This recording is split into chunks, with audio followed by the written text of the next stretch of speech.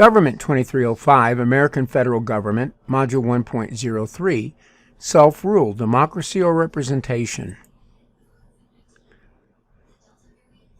Self-rule is the idea that legitimate government flows from the people. As we've seen in previous modules, there are two distinct types of self-rule: a pure or direct democracy versus a representative republic.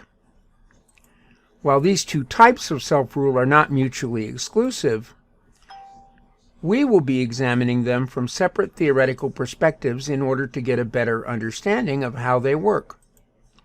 For our purposes, we will define a democracy as a government in which citizens rule directly and make governmental decisions for themselves. This can be done in two ways: the referendum, which is an election in which citizens vote directly on an issue, and an initiative, which is a process in which citizens propose new laws or amendments and vote on them directly. Another side of self-rule is the republic. A republic is a government in which citizens rule indirectly and permit elected representatives to make decisions on their behalf.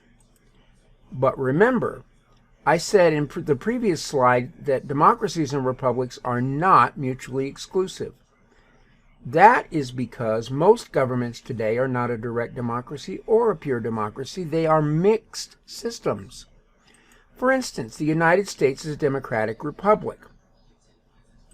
This means our governmental system includes elements of both a direct democracy and a republic. This is especially true in examining government at the state and local levels.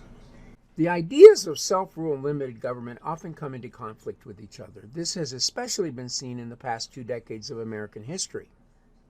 The idea of self-rule says that the winning party should be able to put their policies into place, and in a democracy, this means that the majority rules. But as Franklin Roosevelt observed, democracy, the practice of self-government, is a covenant among free men to respect the rights and liberties of their fellows. This means that even in a government of self-rule, there must be constraints upon the actions of the government and those of the citizens who find themselves in the majority. In the Federalist Papers, James Madison writes that the real threat to a government is the tyranny of the majority, meaning that there must be limits on the power of the majority and of the governments themselves in order to accommodate the needs and rights of the minority. This is the greatest source of internal conflict in any form of self-rule.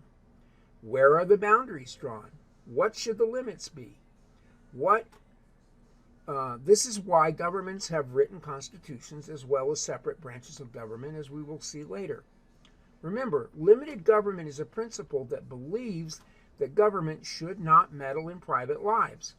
So it is designed to be difficult for elected officials to follow through on promises until all sides of a matter can be heard, either through the official proceedings of the government or through external factors such as petition and protest.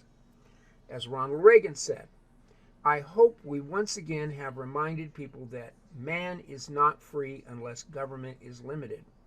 There is a clear cause and effect here that is neat and predictable, as is law and physics. As government expands, liberty contracts. So let's review. Self-rule is a powerful idea guiding American government. As Abraham Lincoln best described it in his Gettysburg Address, government of the people, by the people, for the people. There are 2 chief pathways to government by the people: democracy and republic.